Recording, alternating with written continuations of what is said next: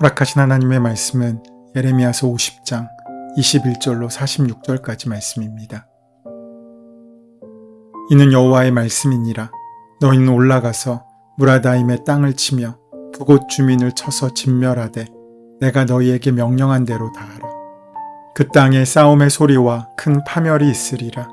온 세계의 망치가 어찌 그리 꺾여 부서졌는고, 바벨론이 어찌 그리 나라들 가운데에 황무지가 되었는고. 바벨론아, 내가 너를 잡으려고 올무를 놓았더니 내가 깨닫지 못하고 걸렸고, 내가 여호와와 싸웠으므로 발각되어 잡혔도다. 여호와께서 그의 병기창을 열고 분노의 무기를 꺼냄은 주 만군의 여호와께서 갈대아 사람의 땅에 행할 일이 있음이라. 먼 곳에 있는 너희는 와서 그를 치고 그의 곡간을 열고 그것을 곡식더미처럼 쌓아 올려라. 그를 진멸하고 남기지 말라. 그의 황소를 다 죽이라. 그를 도살하려 내려보내라. 그들에게 화 있도다. 그들의 날 그 벌 받는 때가 이르렀음이로다. 바벨론 땅에서 도피한 자의 소리여, 시온에서 우리 하나님 여호와의 보복하시는 것, 그의 성전에 보복하시는 것을 선포하는 소리로다. 활 쏘는 자를 바벨론에 소집하라. 활을 당기는 자여, 그 사면으로 진을 쳐서 피하는 자가 없게 하라. 그가 일한 대로 갚고 그가 행한 대로 그에게 갚으라. 그가 이스라엘의 거룩한 자 여호와를 향하여 교만하였음이라.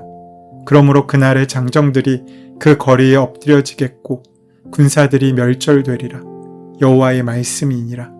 주 만군의 여호와의 말씀이니라. 교만한 자여, 보라, 내가 너를 대적하나니 너의 날 곧 내가 너를 벌할 때가 이르렀음이라. 교만한 자가 걸려 넘어지겠고 그를 일으킬 자가 없을 것이며, 내가 그의 성읍들에 불을 지르리니 그의 주위에 있는 것을 다 삼키리라. 만군의 여호와께서 이와 같이 말씀하시니라. 이스라엘 자손과 유다 자손이 함께 학대를 받는도다. 그들을 사로잡는 자는 다 그들을 붙들고 놓아주지 아니하리라. 그들의 구원자는 강하니 그의 이름은 만군의 여호와라. 반드시 그들 때문에 싸우시리니 그 땅에 평안함을 주고 바벨론 주민은 불안하게 하리라. 여호와의 말씀이니라. 칼이 갈대아인의 위에와 바벨론 주민의 위에와 그 고관들과 지혜로운 자의 위에 떨어지리라. 칼이 자랑하는 자의 위에 떨어지리니 그들이 어리석게 될 것이며, 칼이 용사의 위에 떨어지리니 그들이 놀랄 것이며, 칼이 그들의 말들과 병거들과 그들 중에 있는 여러 민족의 위에 떨어지리니 그들이 여인들같이 될 것이며, 칼이 보물 위에 떨어지리니 그것이 약탈되리라. 가뭄이 물 위에 내리어 그것을 말리리니 이는 그 땅이 조각한 신상의 땅이요 그들은 무서운 것을 보고 실성하였음이니라. 그러므로 사막의 들짐승이 승냥이와 함께 거기에 살겠고 타조도 그 가운데 살 것이요 영원히 주민이 없으며 대대로 살 자가 없으리라. 여호와의 말씀이니라. 하나님께서 소돔과 고모라와 그 이웃 성읍들을 뒤엎었듯이 거기에 사는 사람이 없게 하며 그 가운데에 머물러 사는 사람이 아무도 없게 하시리라. 보라, 한 민족이 북쪽에서 오고 큰 나라와 여러 왕이 충동을 받아 땅끝에서 일어나리니 그들은 활과 투창을 가진 자라. 잔인하여 불쌍히 여기지 아니하며 그들의 목소리는 바다가 설레임 같도다. 딸 바벨로나, 그들이 말을 타고 무사같이 각기 내 앞에서 대열을 갖추었도다. 바벨론의 왕이 그 소문을 듣고 손이 약하여지며 고통에 사로잡혀 해산하는 여인처럼 진통하는도다. 보라, 사자가 요단의 깊은 숲에서 나타나듯이 그가 와서 견고한 처소를 칠 것이라. 내가 즉시 그들을 거기에서 쫓아내고 택한 자를 내가 그 자리에 세우리니 나와 같은 자 누구며 출도하라고 나에게 명령할 자가 누구며 내 앞에 설 목자가 누구냐. 그런즉 바벨론에 대한 여호와의 계획과 갈대아 사람의 땅에 대하여 품은 여호와의 생각을 들으라. 양떼의 어린 것들을 그들이 반드시 끌어가고 그들의 초장을 황폐하게 하리니 바벨론이 약탈당하는 소리에 땅이 진동하며 그 부르짖음이 나라들 가운데에 들리리라 하시도다. 예레미야 50장은 열국에 대한 심판 예언 가운데 마지막으로 바벨론에 대한 멸망을 선포하고 있습니다. 바벨론은 아수르 제국을 주전 612년에 멸망시킴으로써 강대국이 되었습니다.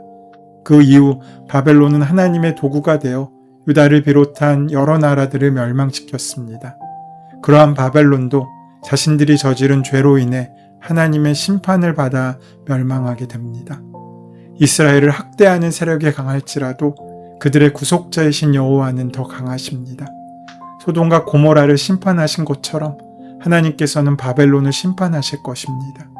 잔인하고 긍휼히 여길지 모르는 세력이 북방에서 일어날 때 바벨론 역시 두려워 떨 것입니다. 바벨론이 멸망하게 된 가장 큰 이유는 그들의 자만과 오만 때문입니다. 그 이유는 그들이 자신들의 주먹을 믿고 자신들의 지혜를 믿었기 때문입니까? 자신들의 지혜를 믿었기 때문입니다. 어디 그뿐이겠습니까? 자신이 만든 문명을 믿고 자신이 세운 요새를 믿고 자신들이 이루어낸 군사력을 믿었기 때문입니다. 성경은 하나님이 아닌 세상의 어떤 것도 결코 영원할 수 없다고 우리에게 말씀하십니다. 이러한 사실을 역사는 우리에게 증명해 줍니다. 그들이 이렇게 몰락하게 된 이유가 여기에 있습니다. 우스갯얘기로 백마병이라는 말이 있습니다. 백마는 왕자를 등에 태우고 다닙니다. 단지 왕자를 모시기만 하는 것입니다.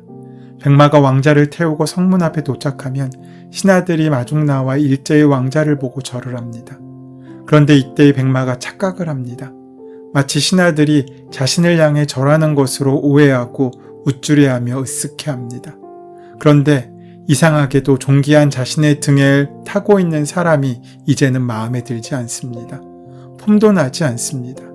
그래서 거창한 몸부림으로 왕자를 떨어뜨려 버리고 보무도 당당하게 고개를 세우고 우아하게 발걸음으로 옮깁니다. 하지만 그때부터 아무도 말을 향해 절을 하지 않습니다. 이제 말하기 남은 것은 고생길입니다. 말이 지켜야 할 것은 우아한 자태나 자신이 잘남이 아니라 등에 태우고 있는 왕자였습니다. 왕자를 떨어뜨리는 순간 그는 모든 권세를 잃어버리게 된 것입니다. 바벨론이 흥하게 된 이유는 하나님께서 바벨론을 징계의 도구로 사용하셨기 때문입니다. 이스라엘이 하나님으로부터 기업으로 받은 가나안 땅은 고대 4대 문명 중에 두 문명인 바벨론 문명과 애굽 문명을 연결하는 중간 지점에 위치했습니다. 이곳은 교통과 무역의 연결 통로였습니다. 만약에 이스라엘이 강한 나라였다면 지정학적 특성으로 가나안을 차지하고 있는 것이 크게 유리했을 것입니다. 그러나 불행하게도 이스라엘은 주변의 강대국에 비해 너무나도 약했습니다. 애굽은 전통 있는 강대국이었고 이스라엘을 수백 년간 노예로 삼았던 나라였습니다. 또 가나안의 북동쪽에 있던 강한 나라들은 시시때때로 이스라엘을 압박했습니다. 그중 대표적인 나라가 아수르입니다.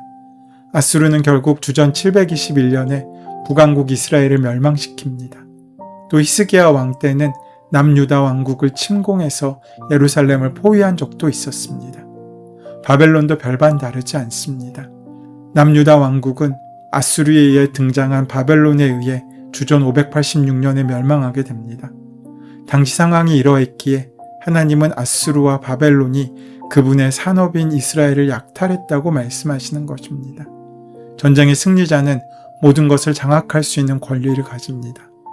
특히나 땅을 차지하기 위해 전쟁을 벌이던 시대에는 그 정도가 심했습니다. 강한 나라는 약한 나라를 무자비하게 침략했습니다. 사람들을 학살했으며 노예로 잡아갔습니다. 남녀노소 어른아이 할 것 없이 마찬가지였습니다. 이스라엘을 약탈하던 자들은 그들의 승리에 즐거워했으며 기뻐하고 자축했습니다. 하지만 그들은 그 승리에 취해 하나님을 잊어버리고 그 앞에서 가증한 범죄를 벌이게 됩니다. 바벨론은 교만한 자로서 하나님의 심판을 받아 결국 넘어질 수밖에 없었습니다. 교만과 거만은 넘어짐과 패망의 결과를 가져올 수밖에 없는 것이 하나님이 세우신 원리입니다. 하나님께서는 바벨론을 치는 자들에게 사면으로 진을 치고 쳐서 피하는 자가 없게 하라고 명하셨습니다. 바벨론은 하나님의 도구로 사용받아 유다를 치면서 스스로의 강함을 자랑하였고 그 승리의 영광을 자신들이 독차지했습니다. 그리고 하나님이 택하신 백성을 악랄하게 학대하였습니다. 하나님께서는 칼이 바벨론 거민 위에와 그 방백들과 지혜로운 자의 위에 임하여 자긍하는 자의 위에 임하며 그들이 놀라게 될 것이라고 말씀하셨습니다. 그리고 그들의 소유도 탈취당할 것입니다. 하나님께서는 바벨론 땅이 소돔과 고모라와 같이 심판받아 멸망당할 것임을 예언하십니다. 소돔과 고모라 성은 악인에 대한 하나님의 심판을 상징적으로 보여주는 대표적인 장소입니다. 바벨론을 치러 북방에서 오는 군대는 활과 창을 가진 자들로서 잔인하며 긍휼히 여기지 아니하며 그 목소리는 파도가 흉흉한 같다고 말씀하십니다. 하나님께서는 바벨론을 치러 오는 자들이 사자가 요단의 수풀에서 올라오는 것 같이 올라와서 바벨론의 견고한 처소를 칠 것임을 예언하십니다. 바벨론은 자신들의 안녕을 위해 성을 견고하게 쌓고 외적이 침입하지 못하도록 대책을 강구했지만 하나님의 말씀대로 바벨론은 고레스 왕이 이끄는 군대에 의해 멸망당하고 그 모든 권세를 페르시아 왕 고레스에게 빼앗기고 맙니다. 하나님이 이스라엘을 아수르나 바벨론의 손에 넘기신 것은 그들을 버렸기 때문이 아니었습니다. 하나님은 당신의 산업인 이스라엘을 여전히 사랑하셨습니다. 단지 이스라엘의 죄악을 책망하시고 깨닫게 하시기 위하여 아수르와 바벨론을 채찍으로 사용하셨을 뿐입니다. 그러나 이스라엘을 침략하여 승리한 그들은 기고만장했으며 하나님의 백성을 잔혹하게 약탈했습니다. 이런 그들의 태도는 하나님의 진노를 일으키기에 충분했습니다. 그 결과 아수르는 멸망합니다. 이제 바벨론의 최후도 아수르와 다를 것이 없습니다. 하나님께서는 바벨론이 무너질 것이라고 말씀하십니다. 거민이 없는 황무지가 되고 파종하는 자와 추수할 때 낫을 잡는 자가 끊어진다고 하셨습니다.